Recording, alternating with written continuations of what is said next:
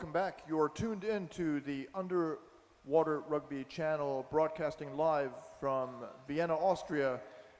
We are now going to watch Molde and Flipper. This is the second to the last match of the day of Sunday. And Molde is in blue. And wearing number 1 for Molde, Bård Inge Pettersen.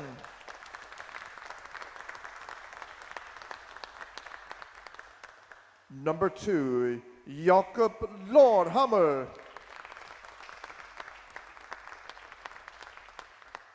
Number 3, Øystein Høyholm. Number 4, Even Bjørnedem. Number 7, Iver Bjørnedem. The captain, wearing number 8, Øyvind Nyhus. Number 11, Jon Reidar Hegdal. Number 12, Mattis Mikkelsen. Number 13, Geir Magnestrand. Number 15, Marius Skåre. Number 33, Neal Nordahl. And number 87, Matthias Valby. In reserve, number 17, Leif Sjøvik.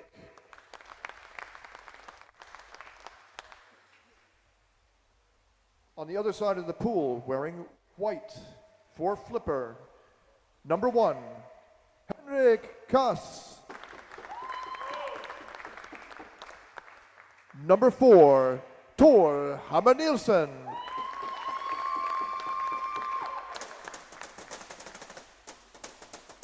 Number 7, Martin Kjellgaard.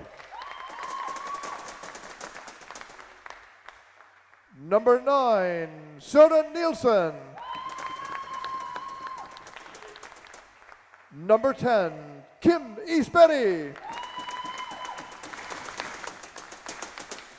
Number 20, Tim Jensen. Number 23, Richard Grove. And the captain, number 26, Mikkel Rasmussen.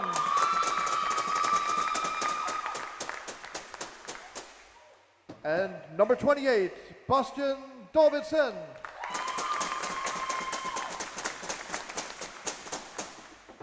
And number 37, Andreas Antonsson Gies.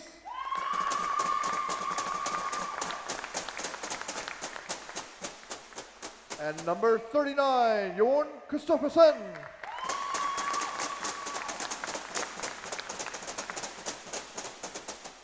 Number 71, Claude Larsen.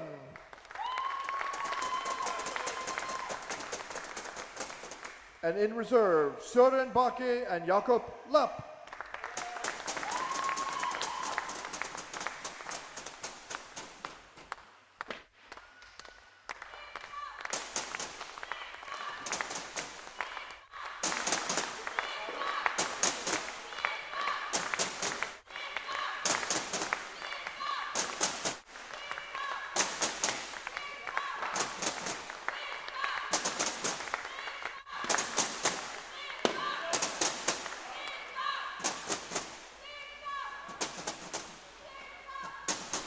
Okay, we're back on the air again.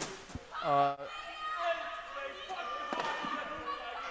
of the screaming and shouting here is from the Flipper fans, and by the way, it is the birthday of one of the Euroleague players today. Jon Reidar Hegdal is celebrating his birthday, and we wish him many happy returns of the day. So, I'm joined now here in the booth by I'm confused about the Hungarian last names. Zoltan is a first name in my experience, but it's not for you. Yeah, Zoltan is the Christian name, so that's not the family name. But why do you have it the other way around when you say it in Hungarian? Okay. So Zoltan Kalachka. Kalachka. Zoltan Kalachka from Hungary is here, and many of you will know him as the organizer of the ill-fated attempt to have the European Championships in Hungary. So I guess it's actually an opportunity to ask you a few questions about it as long as we're here. But we're going to watch the matches, and the players are hopping in the pool now, and we're going to watch Flipper playing against Molde. And what I'll do is describe play by play, and then I'll ask you to give some expert opinion, and we'll see how it goes. And All right. this is the match from before. Previous. And here we put the teams here.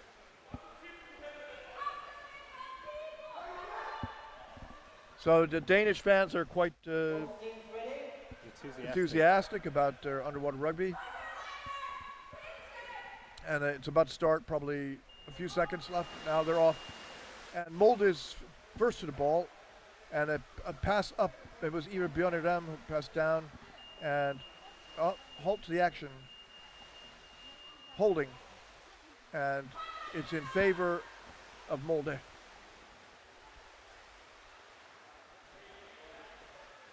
No free throw. So Molde is putting the ball into play. And heading over to the corner.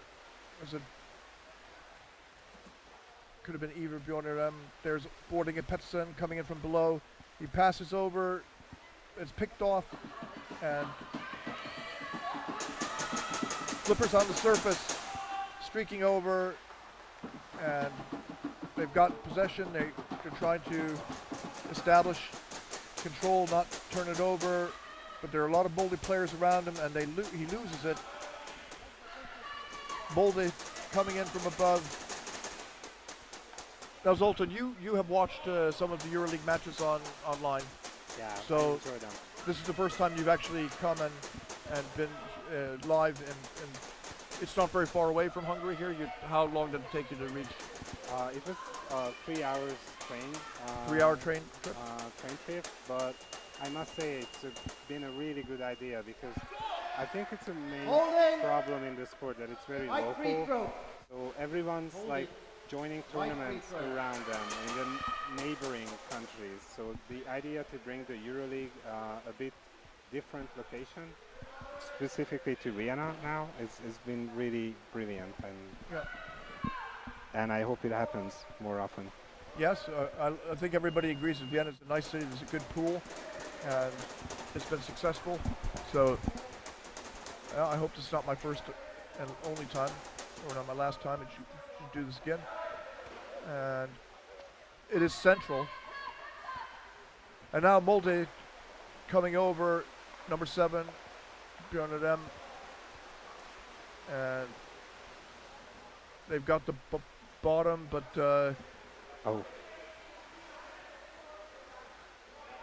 so Flipper is trying to get over. So far they haven't been able to hold possession for very long. And the Flipper player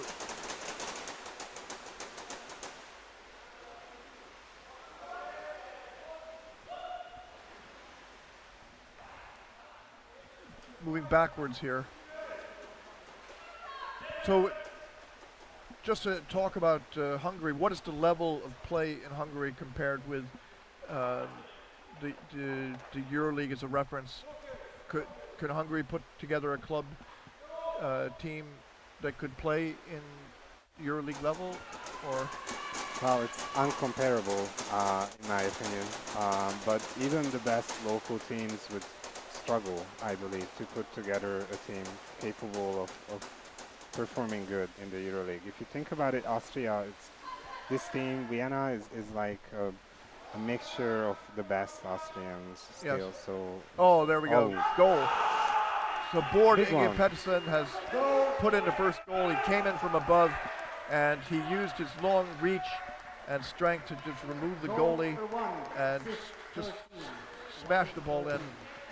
So Flipper is down 1-0 with just roughly 3 minutes gone in the first half.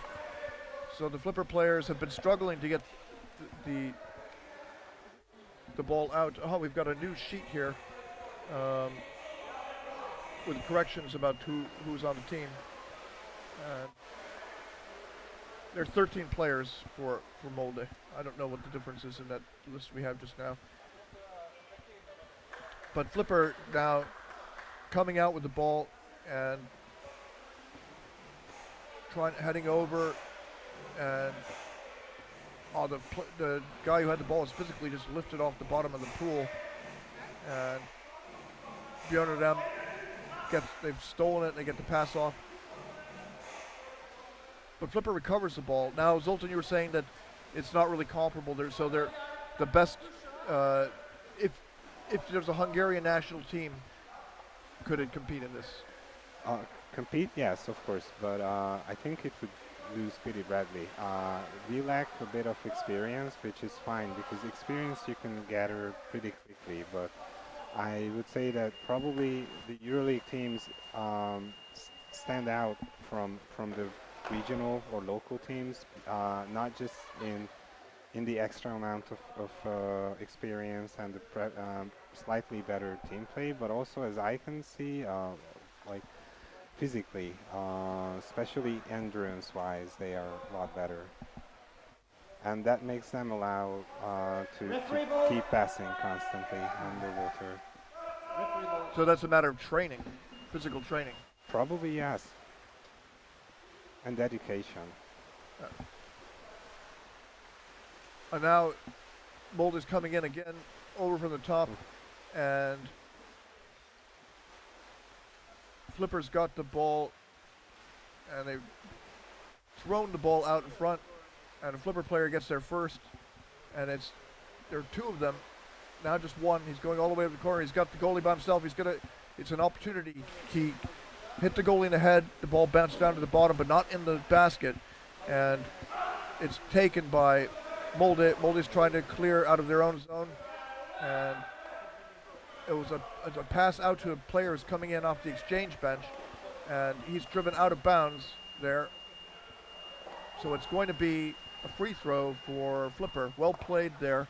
Laying outside the area. It was a clever move for. Right free throw. I think that did you think that the player who was in the water saw the guy diving in?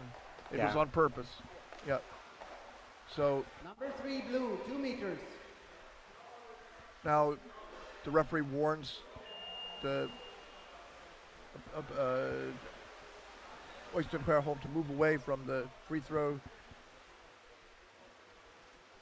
to be the 3 meters away required by the rules. And now, Molde, stop. The referee signals out of bounds. Out. So they unwittingly swam out of play, out of. Number 33, blue team, warning for roughing. They have a white free throw. So 33 Molde, there's Nael Nodal has been given a warning for roughing, which means that the next time he'll get 2-minute penalty. Number 13, move. And Flipper is going to raise the ball. He's facing the opponent's goal. He puts the ball up in the air, signaling, holds it behind his back, picked up by his teammate, just a handoff instead of passing. And now it's all gone wrong for Flipper, because what should have been an opportunity is turned into a fresh Molde possession. Molde's headed over, and now boarding and Pettersson is taken. I think it was even Bjorn Dem had passed it to him, and they're over. They've stolen the goal, and Flipper's trying to get the goal back, but the Molde players got it, and they put the ball in. So they couldn't cover up, protect their own goal, and no signaling, no goal. And it was pushing. So I think that's Rafael Tito de Moris signaling that, or did I read the referees' names out here? Or did I forget that when I was doing it? Maybe I did this time. Yeah, it's Rafael Tito de Moris underwater there, signaling that it was pushing. Pushing. White free throw. So free throw here.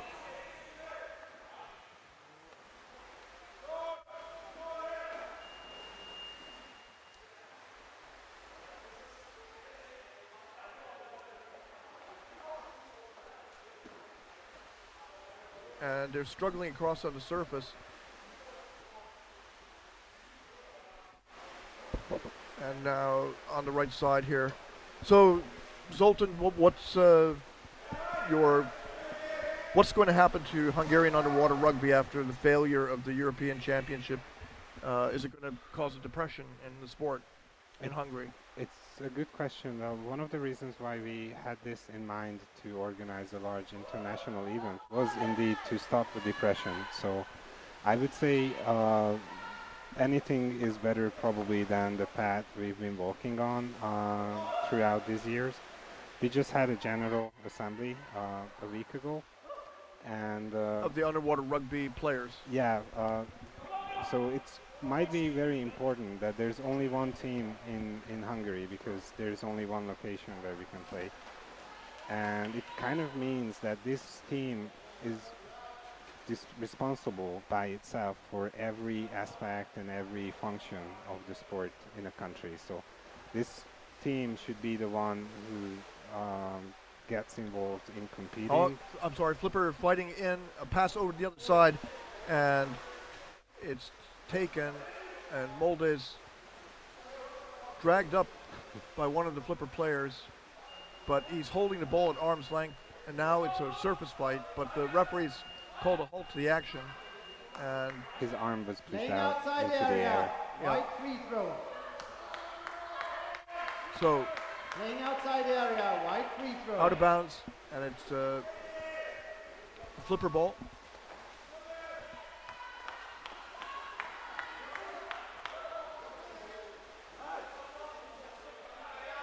So Flipper has an opportunity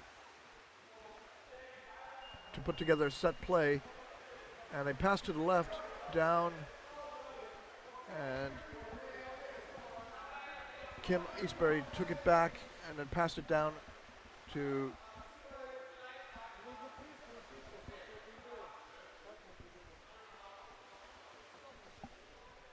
'71 is Claude Larson, and after some tugging back and forth, Molde takes the ball away, and now they're trying to clear it now. Is that Mikko Rasmussen? Maybe he stole it. In comes Flipper. No, they're going to back. He's going to back away, avoiding contact, out to surface, getting air, holding his arm outstretched. He passes down to a teammate who goes back to the top, and they're on the bottom here. This is the point where they lose momentum, and they always lose the ball with it. Yes. You mean that they get closer to the goal and then they're attacked? Yeah.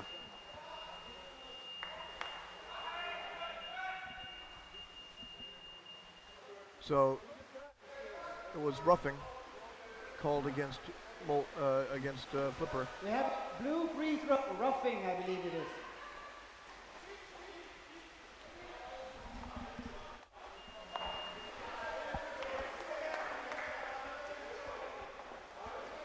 Over Iver Bjornedem, passes backwards.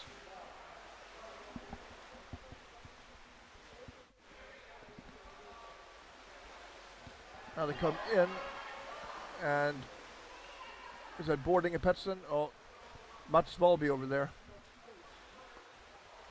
And there's no goalie left. And they're fighting for the ball. The goalie's secure again. And a scrum in the corner. That's a lot of weight on the Flipper player, so he probably didn't have any air. The ball drops out, recovered by Flipper. He holds it down towards the corner, finds a teammate on the bottom. The goal is empty though, so it's pretty risky. So Claude Larson took it there for a while. Now they're trying to clear their own zone. Hard work. He spins 360, passes upwards. And so it's a real struggle to get away from the Molde players. Their speed is allowing them to forecheck very quickly. Free throw, outside the area. Okay, out of bounds. Laying outside the area. Out of bounds in favor of Molde. Molde will take possession with a free throw. So there's only one club left playing in Hungary, and there are no swimming pool times left. But there's always one club. But yeah, the swimming pool times are limited because of the World Championships next year. But otherwise, we're getting a new pool, which is good. So you mean that you say there are no pools? Is that because all the Hungarians are training and swimming to get ready for?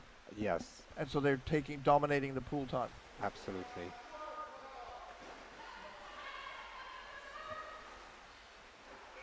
But a new facility is being constructed, so from next year on, it will provide 2 pools for the country. Coming in from above, I think that's boarding and Petson, but I can't see clearly.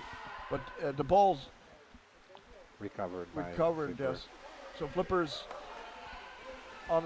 held beneath the surface, no air, so he's going to have to give up the ball.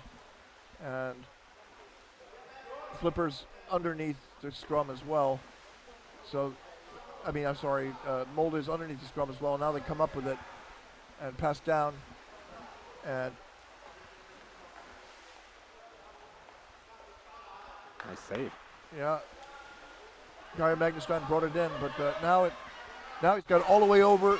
He's got no open basket, but it's a 3-on-1 situation. He gets tied up. Can he get a pass off to a teammate? They do. They manage to retain the ball. Pass down to two players, but Molde is chasing, and Flipper loses all of its momentum just trying to hold on to the ball there. Yeah, it's the same spot, and this is where they don't even advance, they just start going backwards. And now Ivar Björnerdam coming in from above. He passes over to Mats Valby. I think it's Mats Valby. Yeah. And now they're on the bottom. Oyster home. And Holt. Pushing down on the head. Blue free throw. Pushing down on the head. Okay, so attack on the head by who was it? Number 3, he said. I don't see a number 3 with Flipper.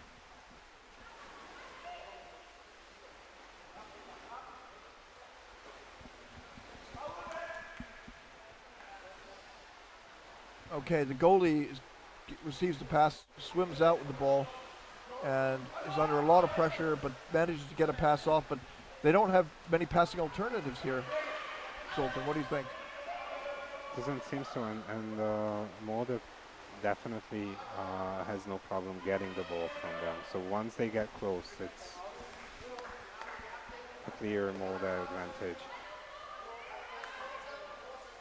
I don't know if it's the weight or they are more tricky with the ball. They're big and strong, that's part of it, but it's they're experienced in hitting the other team where they want them, so they don't have to wait until they get close even. They're able to read it well enough.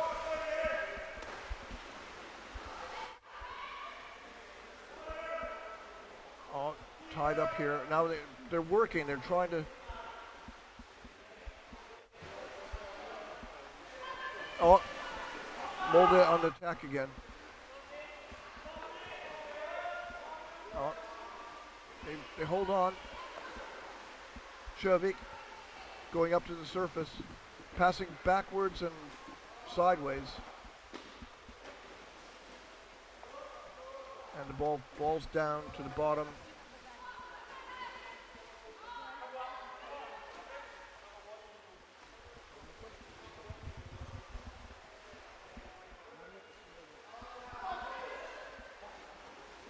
Even Björnerdam passes to Boarding and Petsen, and they find a teammate on the other side. They're really pushing. Oysterskär home. And a lot of pressure on Flipper.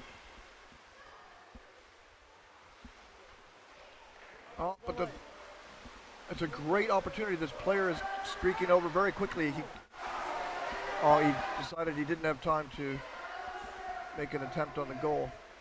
And another thing, he came in from the left. So if you see, this is where the exchange players jump in. It's not. He should have swam more to the right. Yeah.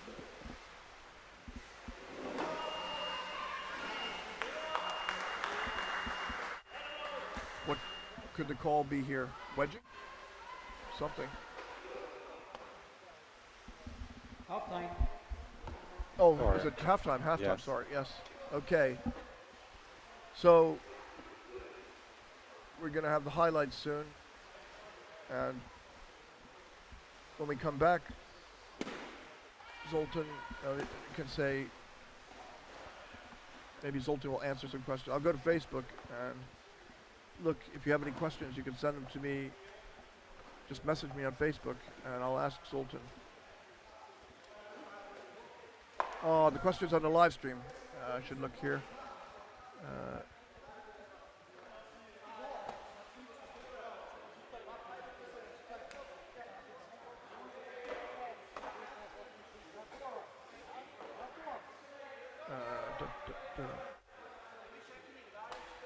I'm going now to the underwater rugby.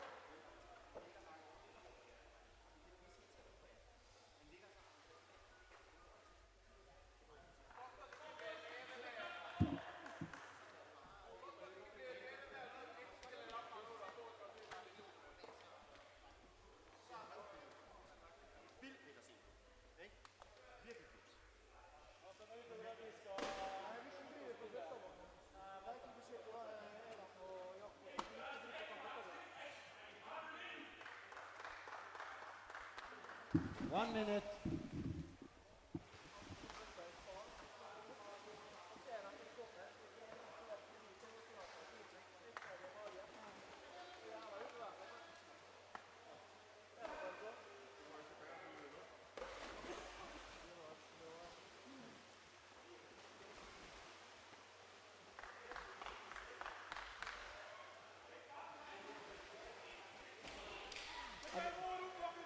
Jag vill inte ha någon där.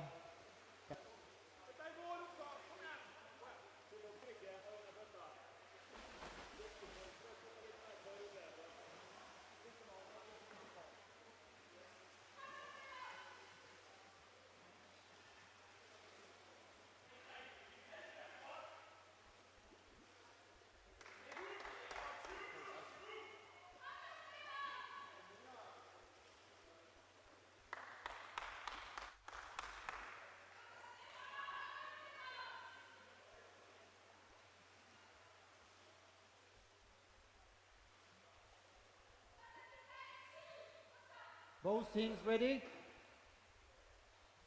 Back online here again. And Molde first to the ball. And Eva Björnerdam passes over to Gaia Magnestrand, who goes up to the surface. And he gets it back again after a pass. And now it's over. Boarding at Pettersson, lying on the bottom. He is confronted, but they pass in, and he recovers the pass that didn't work. And now they're putting pressure on. They come out. I think it was Oyvind Nyhus who had it there. Now they've got good position there. Maria Skåre passed it out, and now boarding it over to Ivar. Ivar's above. He's looking for a teammate below, and he finds two of them. And Johan Rudde Hegdahl comes out and leaves it up to Oyvind Nyhus. But the referee's call holding. So the ball's turned over. Oh, sorry, blue free throw. No, it's not a turnover. It still remains with yeah. So the pressure is pretty much on Flipper all the time, don't you think, Zoltan? Absolutely. Yeah. I'm pretty much cheering for Flipper because they seem to be not only somewhat weaker, but Molde definitely has more fans in the pool. So I feel like Flipper needs some cheering. So you root for the underdog? Always. Yeah. This sport is an underdog sport, if you think about it. Well, the people who want to win, they don't. Okay, holding again. Holding. White free throw this time. Holding. White free throw. So Flipper racing to try to steal the basket or to exchange, I think. Somebody was swimming high speed. Now they get it into play. And did they steal the basket? They're trying. They have stolen the basket. So this is an opportunity for Flipper. And they have the ball.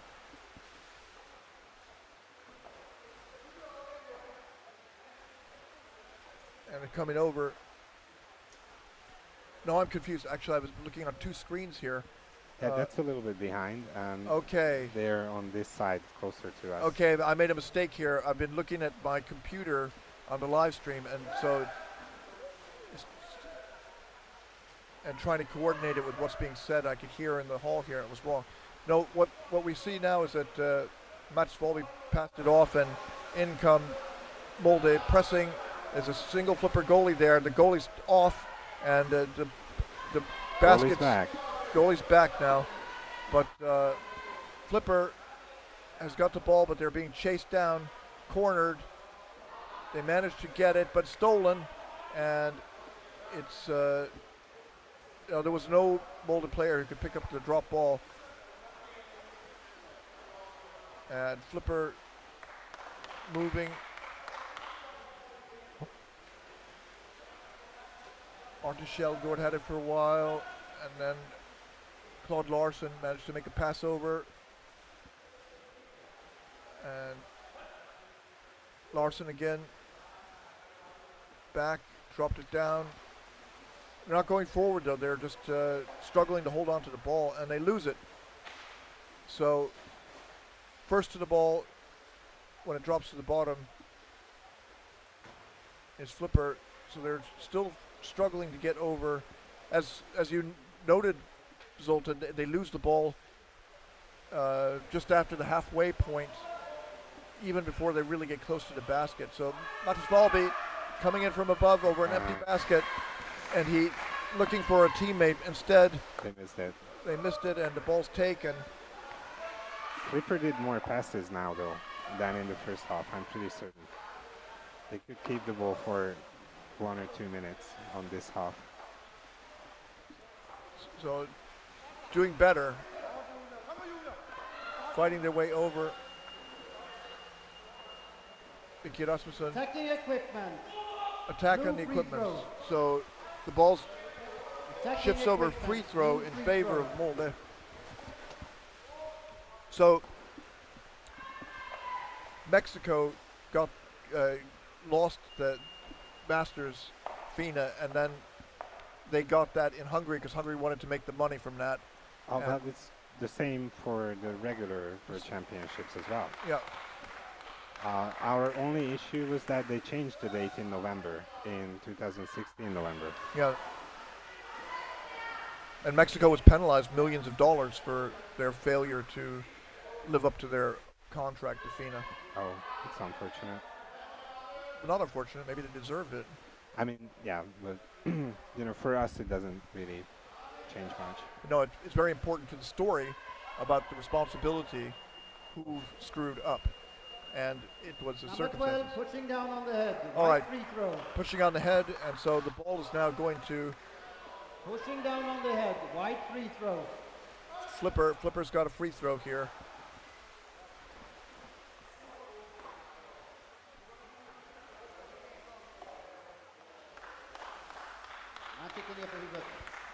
Christian Nergård says, Flipper's tactic is probably to keep the game slow to mess up the Molde play. Taking the ball to the corner is their tactic, but I think that they could have scored this first half if they played more offensively. So now Molde's gone over, and there's a halt here. And blue free throw. Free throw in favor of Molde. Yeah, keeping the game slow is pretty much saying losing the momentum in a much nicer way. But yes, agree. So Manuel Tito indicates the spot at which he wanted the free throw to be put into play. Now they're coming in from above, and a pass all the way down to the other side, and it's goal. Oh. Boarding Pettersson racks up another goal. Goal number 1, assist number 7. Goal and number that pass came to him from Ivar Bjornerdem. So Ivar Bjornerdem and Boarding Pettersson connect. It's happened before, it will happen again. And you see, he didn't even launch his body so very hard into play. He's just so big that the force of his arm pushing in could enlarge whatever hole there was on the shoulder side. Yeah, his knee wasn't on the bottom. That was clear. Flipper fighting to get over. Now they're down 2. And come on, Flipper. There's the guy empty. Yeah, take it. So now they come in. We need to wait for the replay after each goal. About 20 seconds. Well, anyway, Zoltan, as the expert commentator, you can't cheer for Flipper. You just have to be objective. Oh, so, sorry, but yeah. I'm not considered an expert commentator, so I can actually cheer for them, right? All right. So, just in case you're wondering, out there in internet TV land, Zoltan is he's cheering for the underdog, which that's his right, rightfully so. So Molde, a good pass out there, and Jan Rudder Hegdahl had it. Couldn't move it, but now they managed to get it. Boarding at Petson. Marius Bunis coming in. He's got speed. He's coming in from above. He's looking, but forward grabs him. Or was that Oyvind Nyhus? I'm not entirely sure. But now there's no goalie there, and they're going to charge back. Oyvind Nyhus couldn't hold on to the ball. He dropped it, and they're going to lose the basket there. But nonetheless, it's rather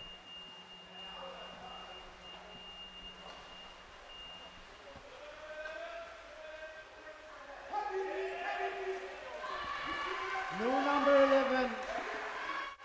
2 minutes. Roughing. Did he say 2 minutes? Yes. And we have a blue free throw. Blue free throw. So, who was sent sorry, out here? Timeout. Timeout. Blue timeout. Blue timeout, please.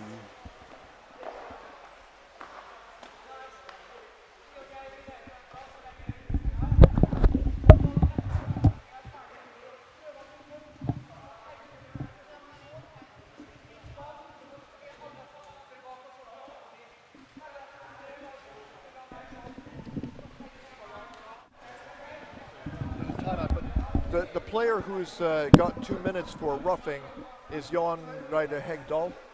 And now there's a picture of him. He's sitting out there in the penalty box, and it's a timeout. And I think, I don't know who called the timeout. Was it Flipper?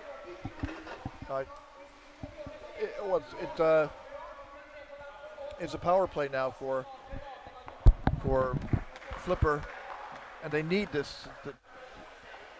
So the timeout's almost over. So just to go back quickly, so Mexico canceled their obligation to Vienna, and the swimming pool in Hungary didn't waste any time in canceling their obligation to you and Hungarian underwater rugby. You just couldn't do anything, and the Federation of Hungary didn't protest. Well, to be precise, they changed the date in November, which was colliding with ours, and we asked the federation to contact them. And as far as I know, they said that they would, but I don't know of anything which happened for like 2 or 3 weeks. So I kind of initiated contact with them. I mean, the swimming World Championship organizers. But at this point, there's no real contract, or there was? I know there's no contract at this point, as far as I know, between neither of the parties. So everyone was behind because, they changed dates. We had no, but you had no contract. No one had any contract. And so the federation had the dates, but never had a contract. Yes. Yeah. And is that correct of them or not? Well, you see, we were already behind. Even when we first applied, we were behind in the timeline. So the pressure here by Flipper on their power play, and they've got the Molde managed to take the ball away, and now they're Eva Björnerem's coming out and locked up. So roughing. Blue free throw. And it's a free throw awarded to Molde. Yeah, they won't get anything with the throw. 2 minutes. One player advantage at this point. It's still a power play. It is, but they are not in possession, so. So Eva Björnerem goes into the corner, and Flipper's losing its advantage because they have to get the ball in order to make something happen. Now they lock it up.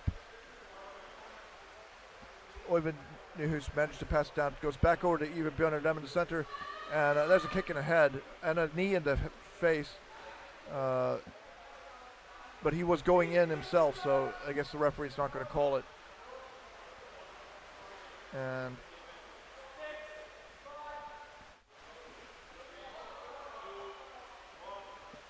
even beyond. Now the penalty's over. Jan Reiter Hegdahl heading back over to the bench, but Molde, even a man down, they score again. A roar up from the bench. Can this be heard in the microphone? I mean, the background noises? I don't know to what extent. Goal 87, assist number 1. So, no, number 7. Dear people, just so you know, they are So super happy. Ivar Björnheim scored, and there was an assist given to Jan Reiter Hegdahl. I think they said 11. Okay, so so there was never a contract, although the federation had written to CMS and told them the dates. Yeah. And CMS had agreed. Yeah, Rüdiger was, well, we were expecting Rüdiger as a guest in January to check out the venue. And that was arranged. But in November already there was a problem. Yeah, in November, at the end of the second half of the November, this collision has arisen with the swimming masters because they changed the date in November. So we asked the federation to contact them, and I wrote a letter to the swimming organizers in December because there was no word coming from the federation that they contacted them.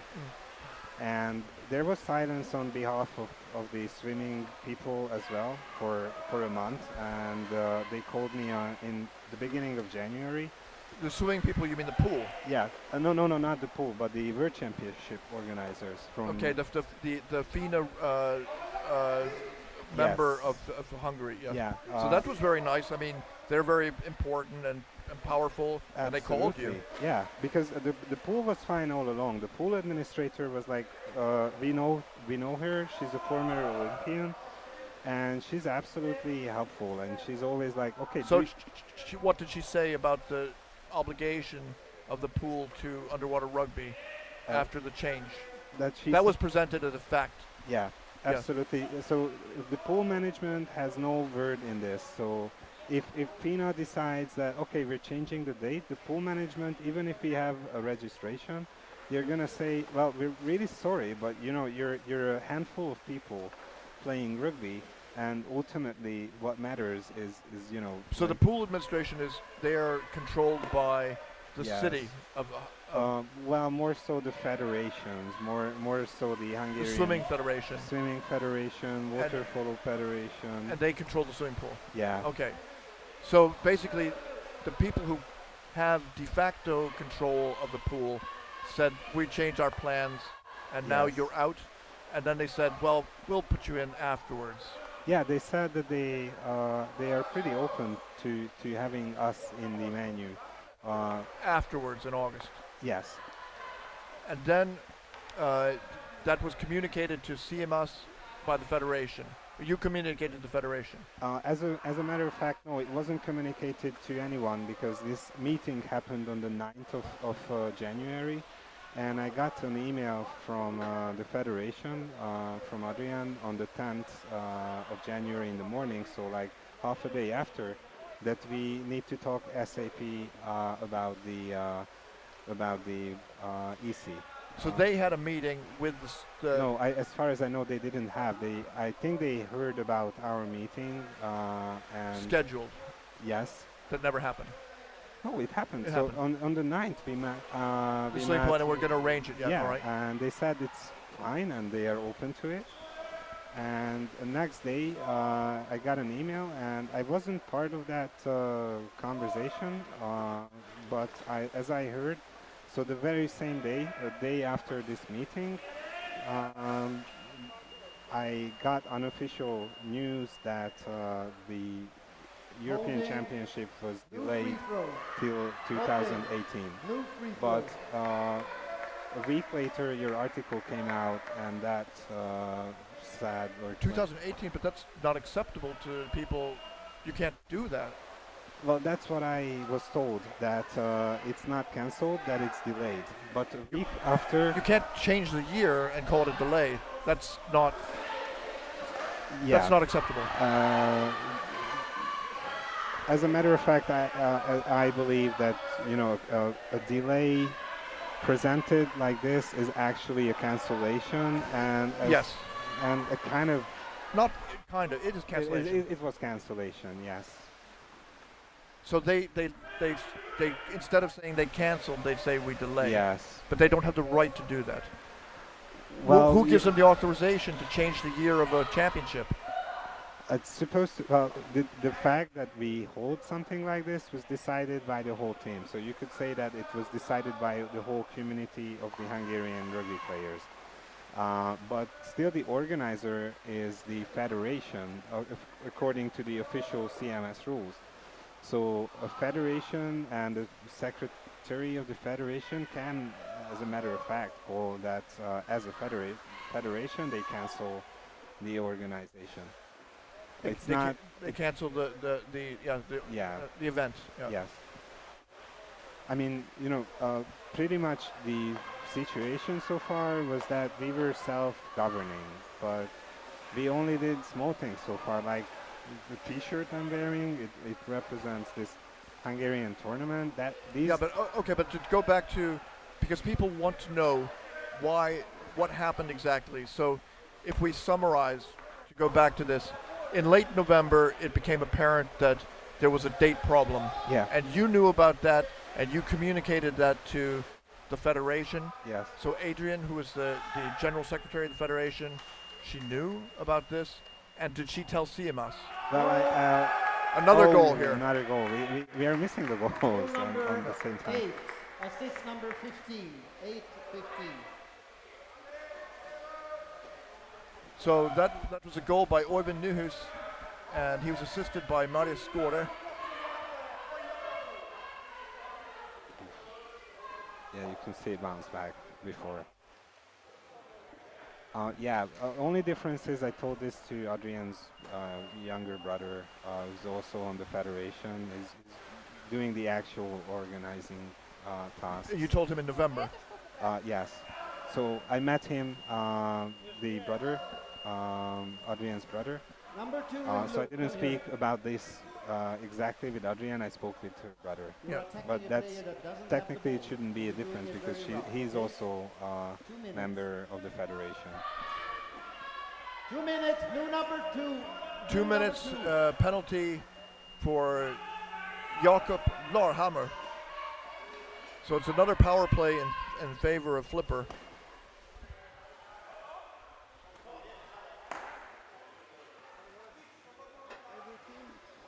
Blue number 11, 2 minutes. Oh, no. Did he say number 11? It's Jan Reiter Hegdahl again. Can you check and see? Or yeah. Yes, it is. We can see. There are two players in the penalty box now. Number 20, that is. Have you ever seen something like it? Like two players? Sure, it happens. Sure. Wow. So there are two Molde players in the penalty box, and Flipper has a chance to get a goal. Obviously, this game is over. It doesn't matter. But Bording and Pettersson holding on to the ball. And 4 seconds to score 6 against 4. Come on, people, do it. There we go. That's it.